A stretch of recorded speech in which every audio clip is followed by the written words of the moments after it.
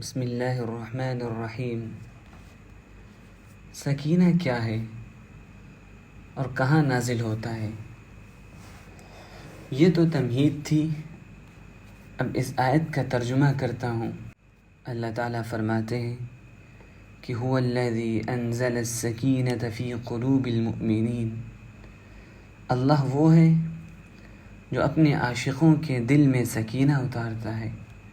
سکینہ کیا چیز ہے اور سکینہ کی علامت کیا ہے؟ اس کی تفسیر صاحب روح المعانی کیا بیان کرتے ہیں، جو انشاءاللہ عرض کروں گا۔ لیکن سکینہ کا نزول کہاں ہوتا ہے؟ سکینہ کا جہاز کہاں اترتا ہے؟ فی قلوب المؤمنین، مومنین کے دل پر۔ معلوم ہوا کہ سکینہ کا ایئرپورٹ قلب مومن ہے، مومن کا دل ہے۔ اس لیے بد نظری حرام ہے، کیونکہ اگر بد نظری کر لی تو دل سینے سے غائب ہو گیا اور دلبروں کے پاس پہنچ گیا۔ جب ایئرپورٹ ہی ختم ہو گیا تو سکینے کا جہاز کہاں اترے گا؟ ہر وقت بے سکون رہو گے۔ جب دشمن ایئرپورٹ تباہ کر دیتا ہے تو وہاں کوئی جہاز لینڈ نہیں کرتا۔ تو جس نے اپنی نظر کو خراب کر کے دل کو گنوا دیا، دل چوری ہو گیا، آنکھوں سے دل کو گیٹ پاس مل جاتا ہے، اب سینے میں دل ہی نہیں ہے، تو اللہ تعالیٰ سکینہ کہاں نازل کریں گے؟ اسی لیے رومانٹک والوں کو چین نہیں ہے، کیونکہ انہوں نے وہ ایئرپورٹ ہی ضائع کر دیا جہاں سکینے کا جہاز اترتا ہے، جس کا نام دل ہے۔ انہوں نے دل ہی تباہ کر دیا تو سکینہ کہاں اترے گا؟ سکینہ کی 3 تفسیریں علامہ آلوسی رحمۃ اللہ علیہ نے روح المعانی میں فرماتے ہیں۔ پہلی تفسیر، ہی نور یستقر فی القلب۔ ہی کی ضمیر سکینہ کی طرف جا رہی ہے، کیونکہ سکینہ مؤنث ہے، اور یستقر کی ضمیر نور کی طرف جا رہی ہے، مضارع واحد غائب استعمال ہو رہا ہے، یعنی سکینہ ایک نور ہے جو مومن کے دل میں ٹھہر جاتا ہے۔ اس کو حضرت مولانا شاہ محمد احمد صاحب رحمۃ اللہ علیہ فرماتے ہیں، شکر ہے درد دل مستقل ہو گیا، شکر ہے درد دل مستقل ہو گیا، اب تو شاید میرا دل بے دل ہو گیا۔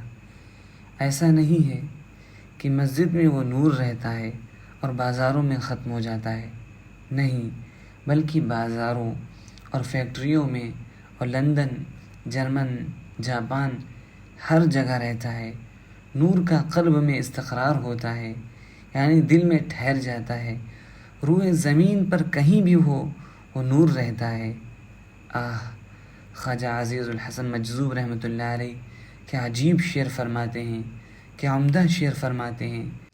پھرتا ہوں دل میں یار کو مہما کیے ہوئے، پھرتا ہوں دل میں یار کو مہما کیے ہوئے، روئے زمیں کو کوچے جانا کیے ہوئے۔ پوری زمین اللہ کے عاشقوں کے لیے کوئے دلبر ہے، اور دنیاوی عاشقوں کی کوئی دلبر، کوئی گلی ہوتی ہے سڑی ہوئی۔ اللہ والا وہی ہے جس کا نور مستقر ہے، سارے عالم میں وہ نور ساتھ ہوتا ہے۔ یہ نہیں کہ جرمن جاپان کی لڑکیاں دیکھ کر وہاں ایمان ختم ہو گیا، تسبیح در جیب نظر بر نمکین۔ تو پہلی تفسیر ہے کہ وہ نور دل میں ٹھہر جاتا ہے، جس کی علامت یہ ہے کہ صاحب نور کسی حالت میں اللہ سے غافل نہیں ہوتا، اسی کا نام سکینہ ہے۔ اور یہ نور کیسے ملتا ہے؟ اللہ کے ذکر اور تقوی سے ملتا ہے، بشرطے کہ اس نور کو ضائع نہ کیا جائے، ورنہ ٹنکی پانی سے بھر دو لیکن ٹوٹی کھول دو تو سب پانی نکل جائے گا۔ اسی طرح ذکر سے قلب نور سے بھر گیا، لیکن گناہ بھی کر لیا تو سارا نور ضائع ہو گیا۔ لہٰذا ذکر کے ساتھ تقوی کا اہتمام بھی ضروری ہے۔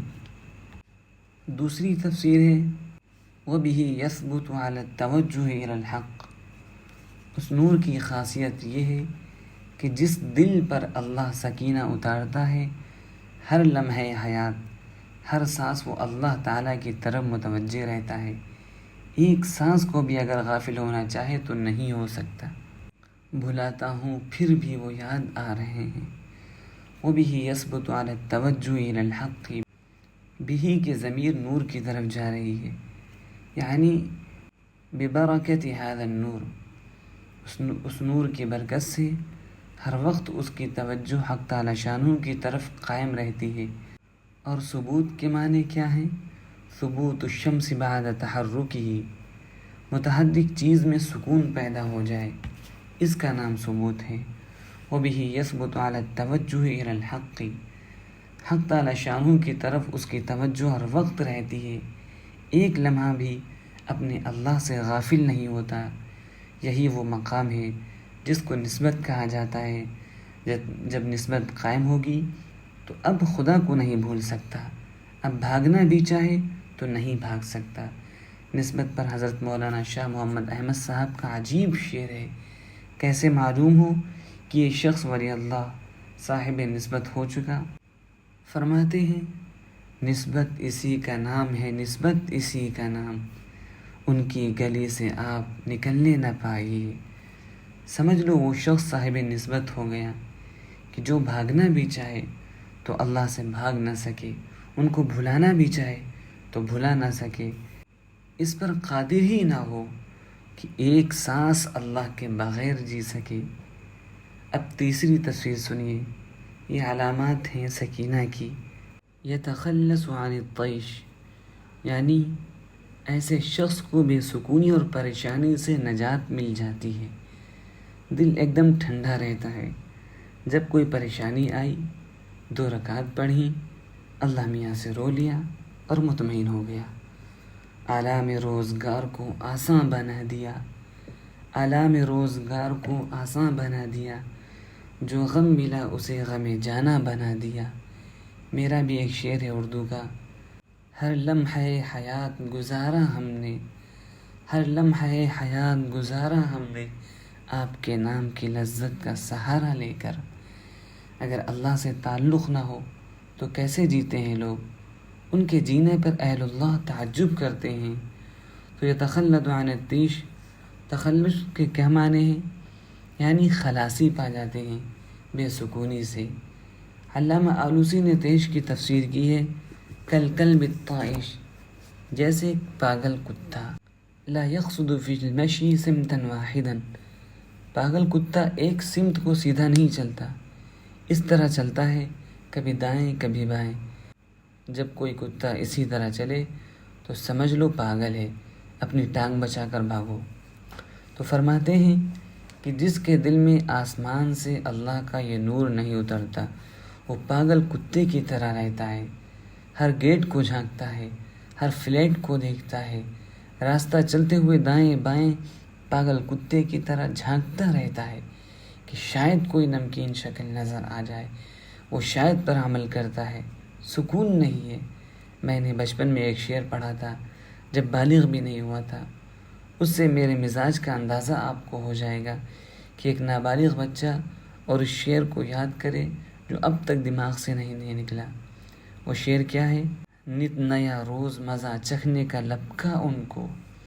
میرا معمول تھا کہ اماں جب مجھ سے مرچ دھنیا منگاتی تھی تو مرچ وغیرہ ان کے چولہے کے پاس ڈال دیا کہ یہ لیجئے، اور اس کاغذ کو دیکھتے تھے کہ کوئی شعر تو اس میں نہیں ہے، کیونکہ اکثر لوگ کتاب کو بنیوں کے ہاتھ بیچ دیتے تھے۔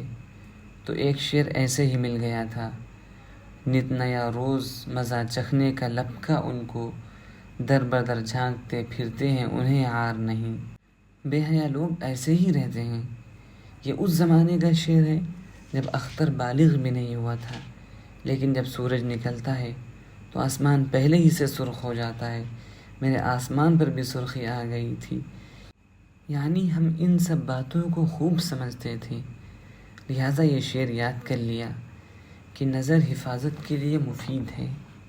تو یہ سکینہ کی تفسیر آپ لوگوں نے سن لی۔